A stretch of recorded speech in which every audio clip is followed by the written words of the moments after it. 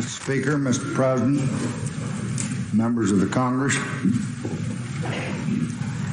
I speak tonight for the dignity of man and the destiny of democracy. I urge every member of both parties, Americans of all religions and of all colors, from every section of this country, to join me in that cause. At times, history and fate meet at a single time, in a single place, to shape a turning point in man's unending search for freedom. So it was at Lexington and Concord. So it was a century ago at Appomattox. So it was last week in Selma, Alabama. There, long-suffering men and women peacefully protested the denial of their rights as Americans. Many were brutally assaulted. One good man, a man of God, was killed. There is no cause for pride in what has happened in Selma. There is no cause for self-satisfaction in the long denial of equal rights of millions of Americans. But there is cause for hope and for faith in our democracy in what is happening here tonight. For the cries of pain and the hymns and protests of oppressed people have summoned into convocation all the majesty of this great government, the government of the greatest nation on earth. Our mission is at once the oldest and the most basic of this country: to right wrong, to do justice, to serve man. In our time, we have come to live with the moments of great crisis. Our lives have been marked with debate about great issues, issues of war and peace, issues of prosperity and depression. But rarely in any time does an issue lay bare the secret heart of America itself. Rarely are we met with a challenge not to our growth or abundance or our welfare or our security, but rather to the values and the purposes and the meaning of our beloved nation. The issue of equal rights for American Negroes is such an issue.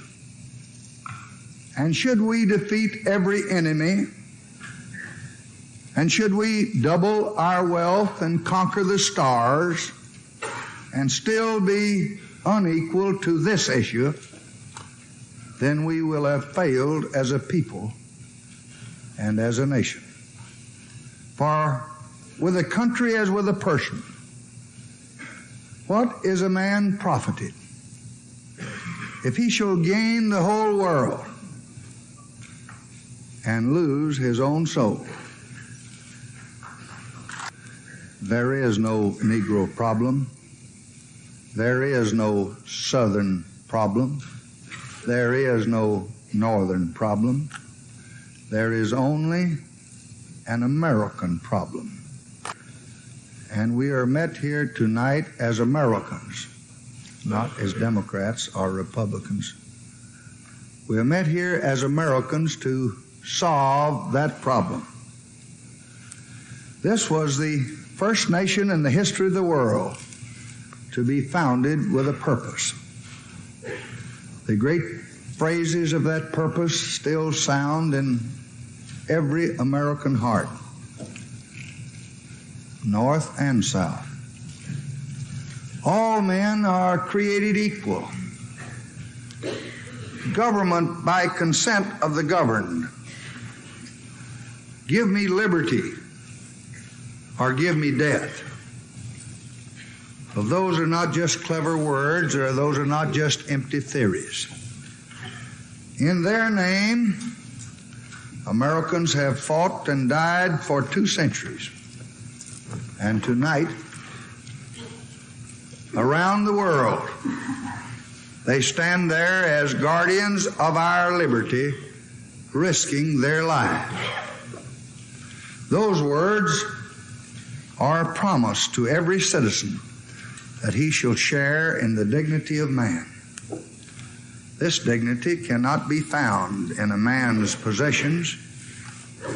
It cannot be found in his power or in his position. It really rests on his right to be treated as a man equal in opportunity to all others. It says that he shall share in freedom. He shall choose his leaders, educate his children, provide for his family according to his ability and his merits as a human being. To apply any other test, to deny a man his hopes because of his color or race or his religion or the place of his birth is not only to do injustice, it is to deny America and to dishonor the dead who gave their lives for American freedom.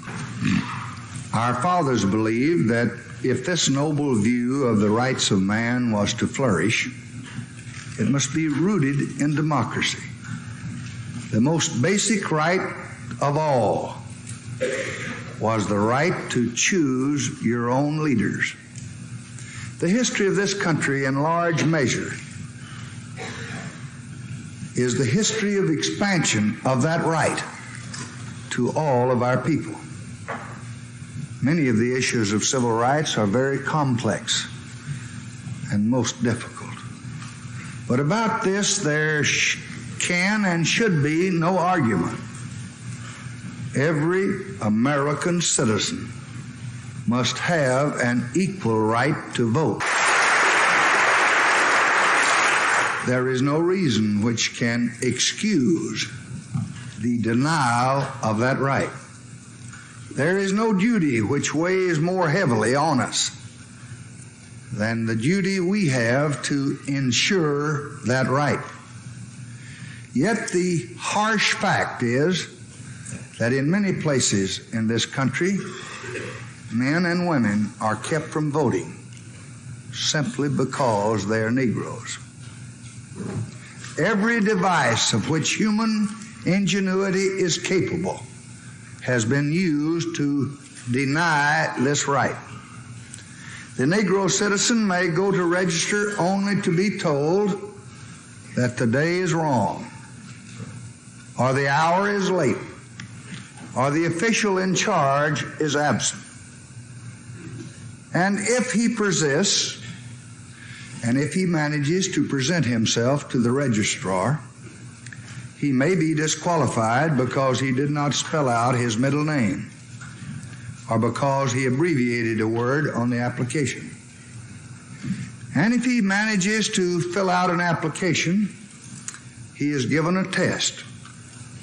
The registrar is the sole judge of whether he passes this test. He may be asked to recite the entire Constitution or explain the most complex provisions of state law. And even a college degree cannot be used to prove that he can read and write.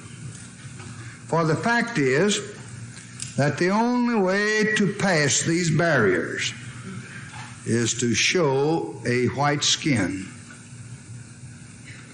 Experience has clearly shown that the existing process of law cannot overcome systematic and ingenuous discrimination. No law that we now have on the books, and I have helped to put 3 of them there, can ensure the right to vote when local officials are determined to deny it. In such a case, our duty must be clear to all of us. The Constitution says that no person shall be kept from voting because of his race or his color. We have all sworn an oath before God to support and to defend that Constitution. We must now act in obedience to that oath. Wednesday, I will send to Congress a law designed to eliminate illegal barriers to the right to vote.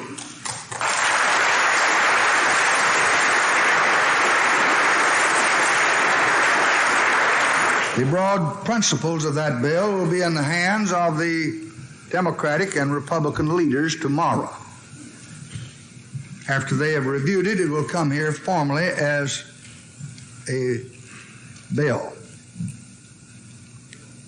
I am grateful for this opportunity to come here tonight at the invitation of the leadership to reason with my friends, to give them my views, and to visit with my former colleagues.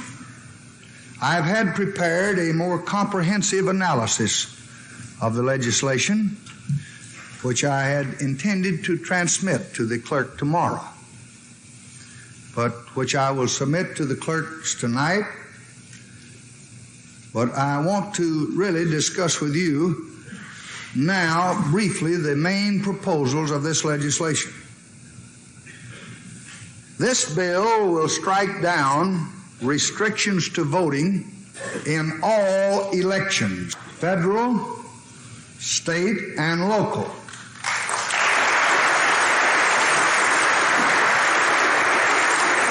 Which have been used to deny Negroes the right to vote.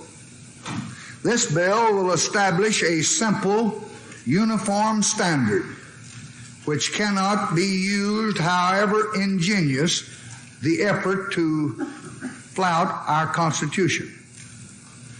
It will provide for citizens to be registered by officials of the United States government if the state officials refuse to register them.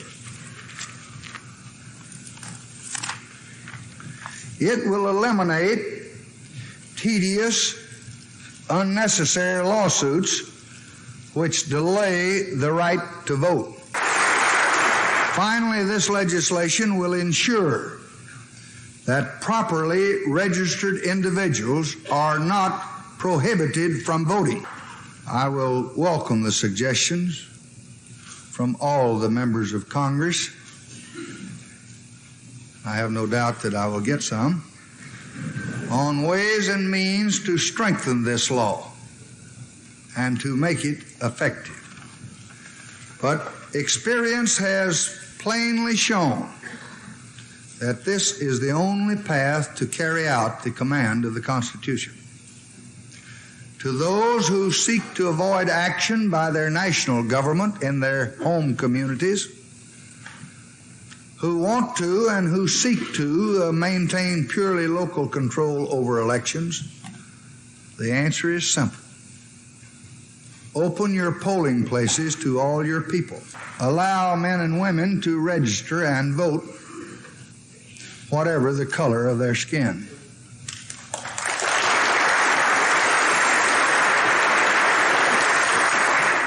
Extend the rights of citizenship to every citizen of this land. There is no constitutional issue here. The command of the Constitution is plain. There is no moral issue. It is wrong, deadly wrong, to deny any of your fellow Americans the right to vote in this country. There is no issue of states' rights or national rights. There is only the struggle for human rights.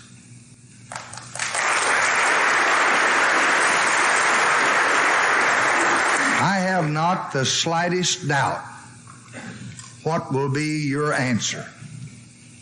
But the last time a president sent a civil rights bill to the Congress, it contained a provision to protect voting rights in federal elections.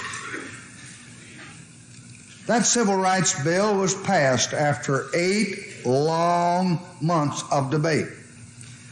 And when that bill came to my desk from the Congress for my signature, the heart of the voting provision had been eliminated.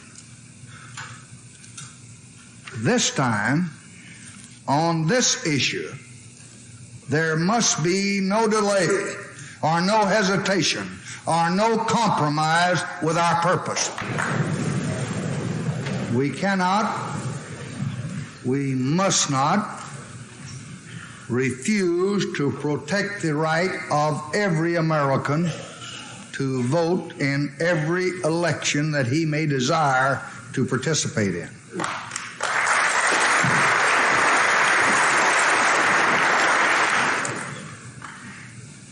And we ought not, and we cannot, and we must not wait another 8 months before we get a bill. We have already waited 100 years and more, and the time for waiting is gone.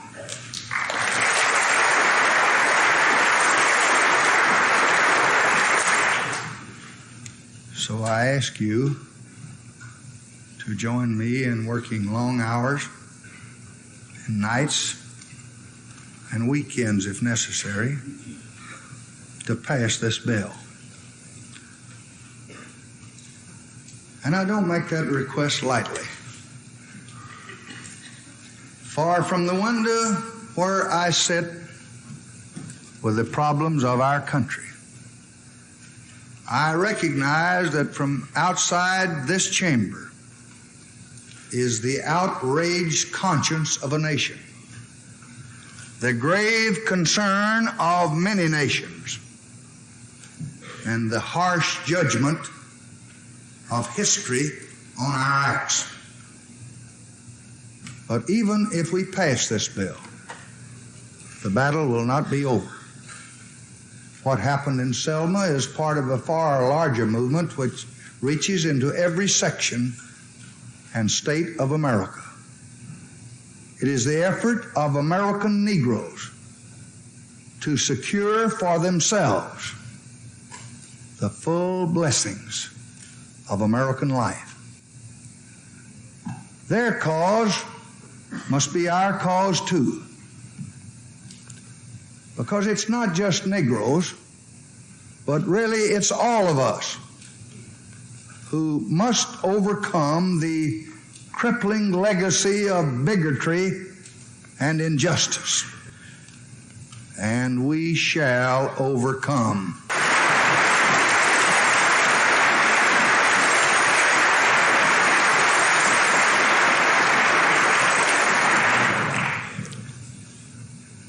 As a man whose roots go deeply into Southern soil, I know how agonizing racial feelings are.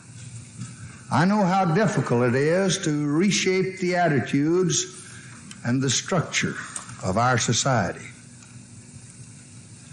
But a century has passed, more than 100 years, since the Negro was freed.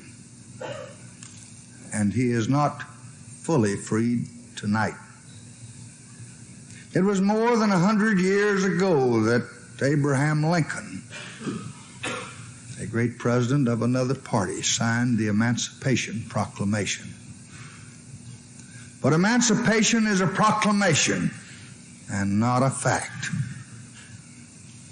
A century has passed, more than 100 years, since equality was promised.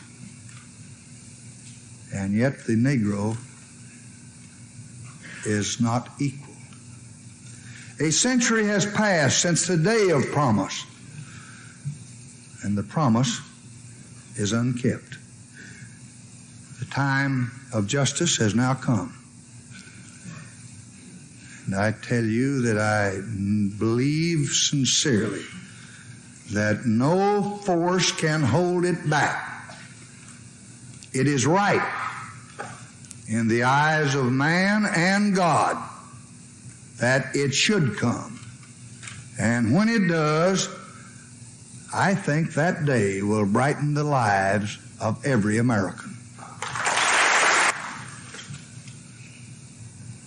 For Negroes are not the only victims. How many white children have gone uneducated? How many white families have lived in stark poverty? How many white lives have been scarred by fear because we've wasted our energy and our substance to maintain the barriers of hatred and terror?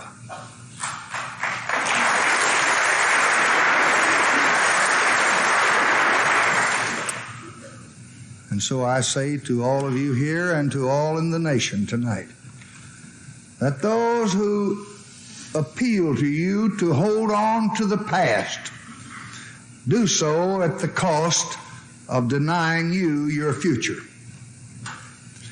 This great, rich, restless country can offer opportunity and education and hope to all black and white, all north and south, sharecropper and city dweller. These are the enemies.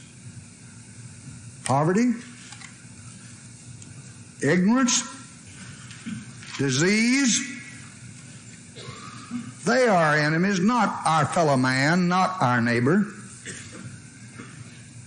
And these enemies too, poverty, disease, and ignorance, we shall look with prideful righteousness on the troubles in another section or the problems of our neighbors. There's really no part of America where the promise of equality has been fully kept. In Buffalo as well as in Birmingham, in Philadelphia as well as Selma, Americans are struggling for the fruits of freedom. This is one nation. What happens in Selma or in Cincinnati is a matter of legitimate concern to every American. But let each of us look within our own hearts and our own communities,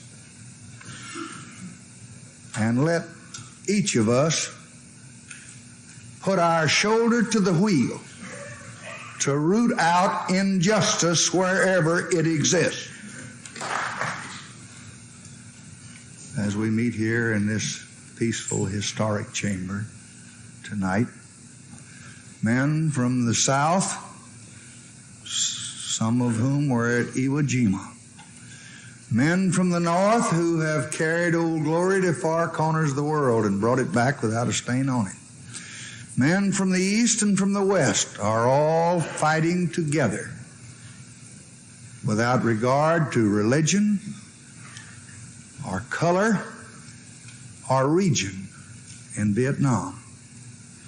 Men from every region fought for us across the world 20 years ago. And now in these common dangers and these common sacrifices, the South made its contribution of honor and gallantry no less than any other region of the great republic. And in some instances, a great many of them more.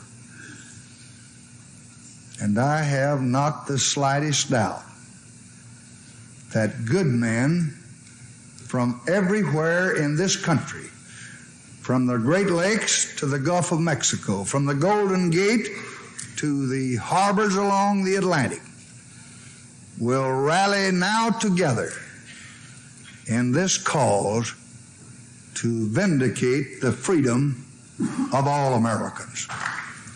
For all of us owe this duty, and I believe that all of us will respond to it.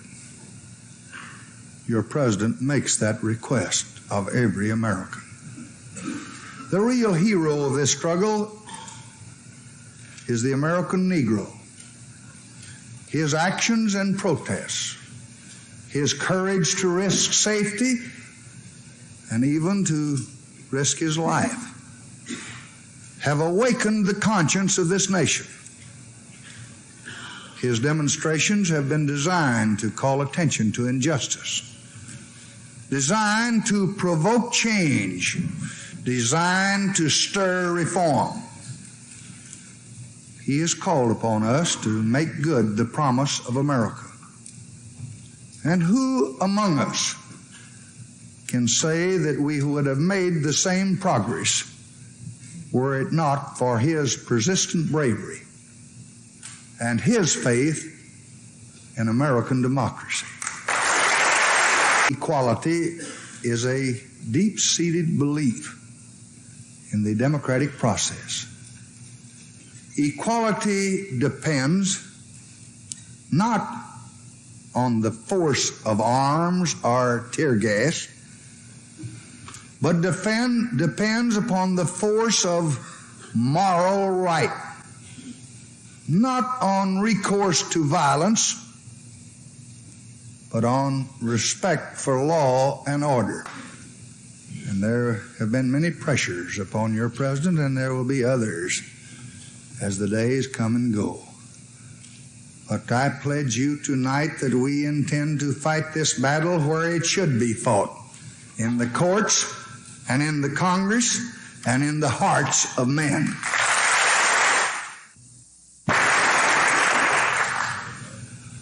We must preserve the right of free speech and the right of free assembly. But the right of free speech does not carry with it, as has been said, the right to holler fire in a crowded theater. We must preserve the right of free assembly. But free assembly does not carry with it the right to block public thoroughfares. We do have a right to protest and a right to march under conditions that do not infringe the constitutional rights of our neighbors. And I intend to protect all those rights as long as I am permitted to serve in this office. Violence, knowing it strikes from our hands the very weapons which we seek: progress, obedience to law, and belief in American values. In Selma, as elsewhere, we seek and pray for peace. We seek order. We seek unity. But we will not accept the peace of stifled rights or the order imposed by fear, or the unity that stifles protest, for peace cannot be purchased at the cost of liberty.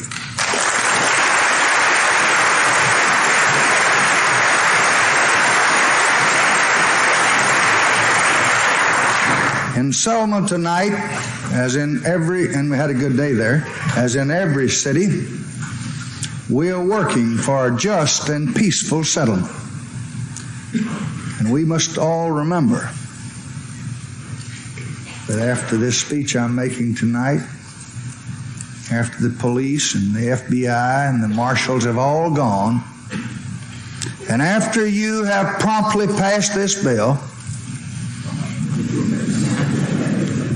the people of Selma and the other cities of the nation must still live and work together.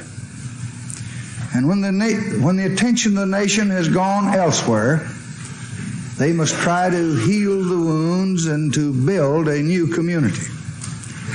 This cannot be easily done on a battleground of violence, as the history of the South itself shows. It is in recognition of this that men of both races have shown such an outstandingly impressive responsibility in recent days last Tuesday, again today. The bill that I am presenting to you will be known as a civil rights bill. But in a larger sense, most of the program I am recommending is a civil rights program. Its object is to open the city of hope to all people of all races. Because all Americans just must have the right to vote. And we are going to give them that right.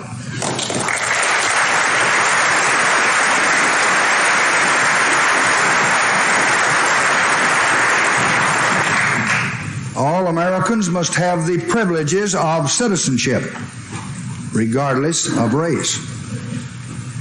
And they are going to have those privileges of citizenship, regardless of race.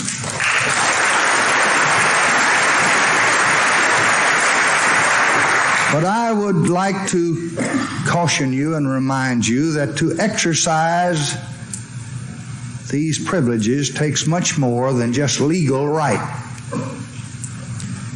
It requires a trained mind and a healthy body. It requires a decent home and the chance to find a job and the opportunity to escape from the clutches of poverty.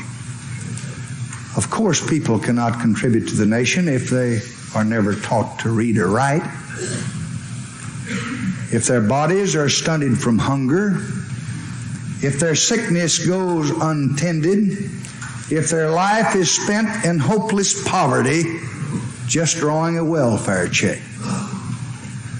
So we want to open the gates to opportunity. But we're also going to give all our people, black and white, the help that they need to walk through those gates. My first job after college was as a teacher in Cotulla, Texas, in a small Mexican-American school. Few of them could speak English, and I couldn't speak much Spanish. My students were poor, and they often came to class without breakfast, hungry. And they knew, even in their youth, the pain of prejudice. They never seemed to know why people disliked them. But they knew it was so, because I saw it in their eyes. I often walked home late in the afternoon after the classes were finished, wishing there was more that I could do. But all I knew was to teach them the little that I knew, hoping that it might help them against the hardships that lay ahead. And somehow you never forget what poverty and hatred can do when you see its scars on the hopeful face of a young child. I never thought then, in 1928, that I would be standing here in 1965. It never even occurred to me in my fondest dreams that I might have the chance to help the sons and daughters of those students and to help people like them all over this country. But now I do have that chance. And I'll let you in on a secret. I mean to use it.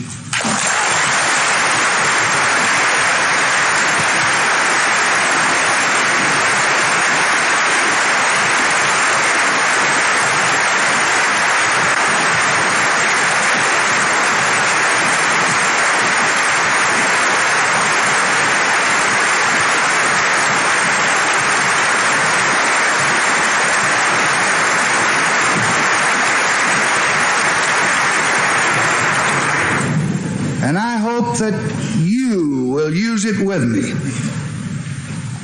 This is the richest and the most powerful country which ever occupied this globe. The might of past empires is little compared to ours. But I do not want to be the president who built empires, or sought grandeur, or extended dominion. I want to be the president who educated young children to the wonders of their world.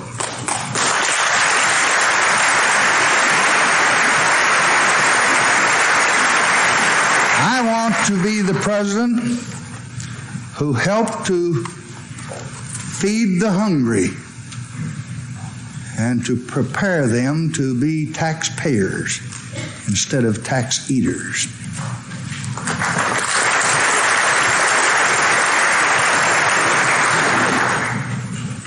I want to be the president who helped the poor to find their own way and who protected the right of every citizen to vote in every election.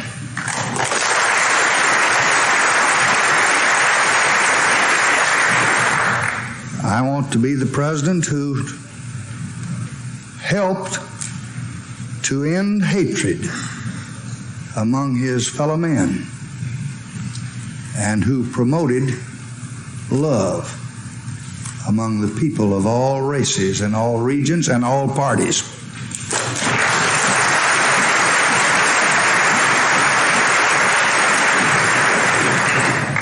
I want to be the president who helped to end war among the brothers of this earth.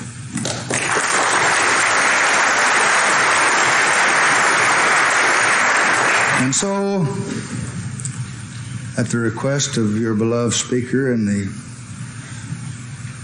Senator from Montana, the Majority Leader, and Senator from Illinois, the Minority Leader, and Mr. McCulloch and other members of both parties, I came here tonight not as President Roosevelt came down one time in person to veto a bonus bill, not as President Truman came down one time to urge the passage of a railroad bill, but I came down here to ask you to share this task with me and to share it with the people that we both work for. I want this to be the Congress, Republicans and Democrats alike, which did all these things for all these people. Beyond this great chamber, out yonder in 50 states are the people that we serve. Who can tell what deep and unspoken hopes are in their hearts tonight as they sit there and listen?